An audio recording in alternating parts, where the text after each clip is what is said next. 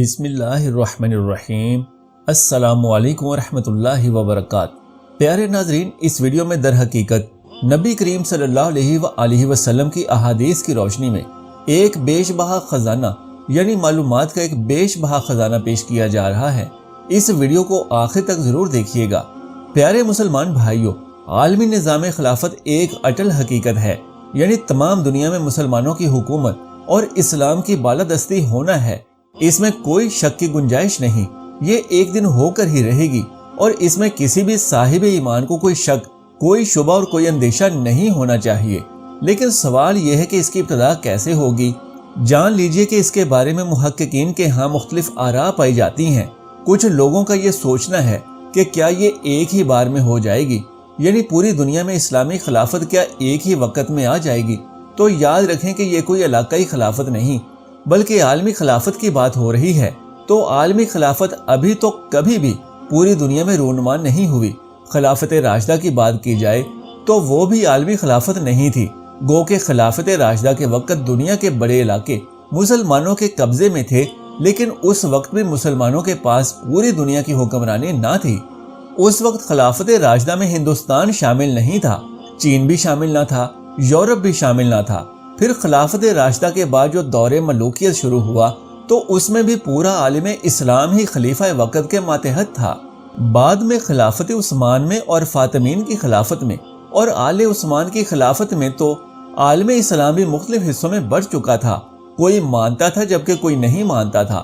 لہٰذا جو لوگ یہ قیاس کرتے ہیں کہ ایک ہی وقت میں پوری دنیا میں خلافت اسلامیہ قائم ہو جائے گی، تو ان کے لیے سب سے بڑی بات سمجھنے والی یہ ہے کہ اگر ایک دم سے اسلام کی خلافت قائم ہو سکتی ہوتی تو حضور نبی کریم صلی اللہ علیہ وآلہ وسلم کے دور میں ضرور ہو جاتی، لیکن ایسا نہیں ہوا، اور نتیجہ یہ ہوا کہ ایک ملک میں حضور نے اسلامی حکومت قائم کر دی جسے جزیرہ نما عرب کہا جاتا ہے۔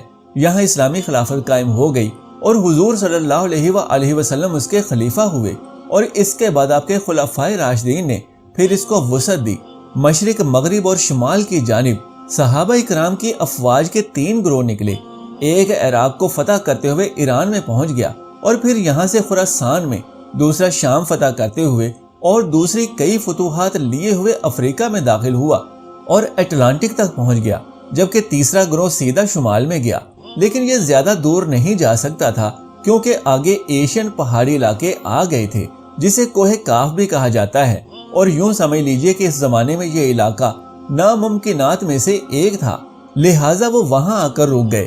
لہٰذا محققین کی ایک جماعت کا کہنا ہے کہ اب بھی کچھ ایسے ہی ہوگا کہ خلافت کا سلسلہ کسی ایک جگہ سے شروع ہوگا اور پھر چلتے چلتے پوری دنیا کو اپنی لپیٹ میں لے کر ہی رہے گا، اور اس کے سوا کوئی دوسرا طریقہ کار ہو ہی نہیں سکتا۔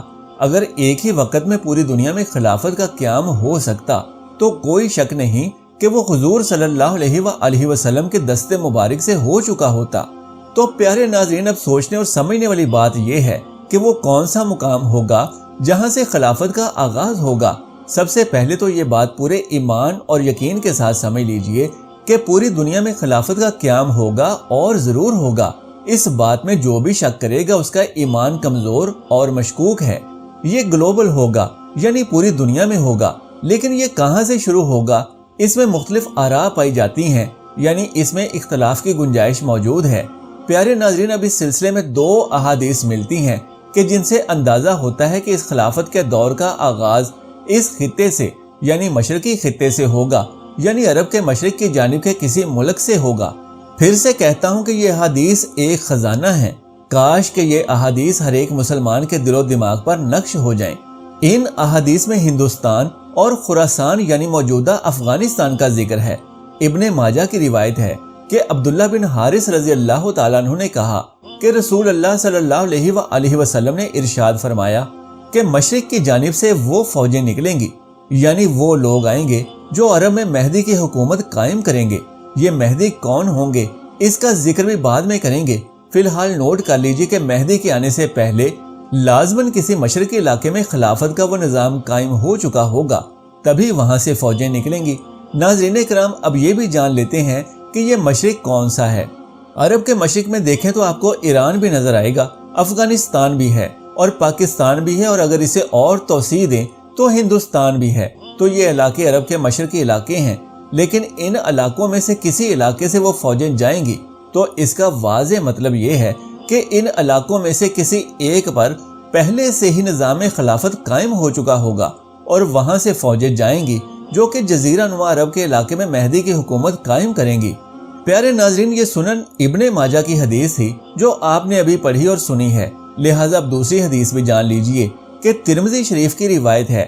حضرت ابو ہریرہ رضی اللہ تعالیٰ عنہ نے فرمایا کہ رسول اللہ صلی اللہ علیہ وآلہ وسلم نے ارشاد فرمایا کہ خراسان کے علاقے سے سیاہ جھنڈے اٹھائے فوجیں آئیں گی اور ان کا رخ کوئی بھی موڑ نہیں سکے گا، کوئی بھی ان کو پیچھے پھیر نہیں سکیں گے، یہاں تک کہ وہ یروشلم میں جا کر جھنڈے نصب کر دیں گے۔ ایلیا حضور کے زمانے میں یروشلم کو کہتے تھے اور یہ یروشلم تھا جب حضرت سلیمان علیہ السلام کی حکومت تھی اور یہاں پر معبد سلیمانی اور ہیکل سلیمان قائم ہوا۔ پھر یہ یروشلم ہی رہا اسلامی تاریخ میں، یہاں تک کہ سن 70 عیسوی میں جب ٹائٹس رومی جنرل نے اس کو گرایا، ختم کیا، سیکنڈ ٹیمپل گرا دیا اور یہاں سے یہودیوں کو طاقت کے زور پر نکال دیا اور پھر یہاں پر کوئی یہودی باقی نہیں رہا، تب اس نے یہ علاقہ بالکل تہو بالا یعنی برباد کر دیا۔ تو اس کے تقریباً 150 سال کے بعد رومن بادشاہ ہیڈریان نے اس علاقے کو دوبارہ سے آباد کیا، یہاں تک کہ 150 سال تک یہ علاقہ بالکل بنجر اور غیر آباد پڑا رہا، اور پھر جب ہیڈریان نے اس علاقے کو آباد کیا تو اس کا نام ایلیا رکھا۔ اس وقت یروشلم نام نہیں تھا، یعنی حضور صلی اللہ علیہ وآلہ وسلم کے زمانے میں اس علاقے کا نام ایلیا تھا۔ اس تمام واقعے سے ظاہر ہوتا ہے کہ اس وقت یروشلم مسلمانوں کے قبضے سے نکلا ہوا تھا، آج بھی نکلا ہوا ہے اور ایک بار پہلے بھی نکلا تھا۔ سن 1099 عیسوی میں مسلمانوں کے ہاتھوں سے نکلا تھا۔ اس وقت عیسائی بحری قزاقوں نے آ کر اس کو قبضے میں لیا تھا اور لاکھوں مسلمانوں کو انہوں نے شہید کر دیا تھا۔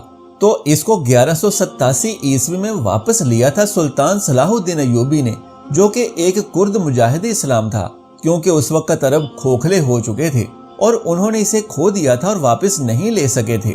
اس کے پیچھے وجہ یہ تھی کہ عرب لوگ 400-500 سال کی طویل حکومت کرنے کے بعد اپنی عیش پرستی میں اس قدر محو ہو چکے تھے کہ اب ان میں سکت نہ تھی کہ وہ اس علاقے کو واپس لے سکتے، لہٰذا واپس لینے والا گرم کرد خون تھا اور وہ صلاح الدین ایوبی تھا۔ گویا کہ اب یوں سمجھ لیجئے کہ 88 برس تک وہاں ایلیا یعنی یروشلم میں عیسائیوں کا قبضہ رہا تھا، اور اب 1967 میں یہودیوں نے قبضہ کیا ہے اور اس قبضے کو 88 نہیں تو 58 برس تو ہو چکے ہیں۔ لیکن مورخین کہتے ہیں کہ اب پھر سے وہ دور آئے گا کہ پھر سے اسے واپس لیں گے اور لینے والے عرب بھی نہیں ہوں گے، یعنی خراسان کے علاقے سے فوجیں آئیں گی۔ ناظرین، ایلیا کے علاقے کے بارے میں تو ہم نے جان لیا کہ یروشلم کے علاقے کو کہتے ہیں، لیکن اب جانتے ہیں کہ یہ خراسان کیا ہے۔ دراصل خراسان ایک بہت بڑے علاقے کو کہا جاتا تھا جس میں کچھ حصہ پاکستان کا بھی شامل ہے، جبکہ کچھ حصہ ایران کا بھی اس میں شامل ہے، اور جان لیجئے کہ ایران کے اس حصے کو اب بھی خراسان ہی کہا جاتا ہے۔ یعنی خراسان ایران کا ایک چھوٹا سا صوبہ ہے، اور پاکستان میں خاص طور پر جو علاقہ مالاکنڈ ایجنسی کہلاتا ہے، اس سے اوپر کا جتنا علاقہ ہے اور جو واہ خان کی ایک پٹی آتی ہے جو کہ افغانستان سے آتی ہے اور جا کر چائنا سے مل جاتی ہے، تو مالاکنڈ کا درہ اور پہاڑ ہے وہ بھی خراسان کا ایک علاقہ ہے، اور اس کے علاوہ افغانستان کا 2/3 حصہ بھی خراسان میں شامل ہے، جس میں افغانستان کا مغربی حصہ شامل نہیں ہے کیونکہ وہ سیستان کہلاتا ہے، یعنی یہ خراسان نہیں ہے۔ لیکن جو بھی سوویت یونین کی تحریک کے بعد کرد ممالک آزاد ہوئے ہیں وہ سب گریٹ خراسان یعنی بزرگ خراسان کہلاتے ہیں۔ اللہ تبارک و تعالیٰ سے دعا ہے یہودیوں کے غاصبانہ قبضے سے فلسطین کو اور یروشلم کو آزاد کروائے اور غیب سے فلسطین کے مسلمانوں کی مدد فرمائے، آمین یا رب العالمین۔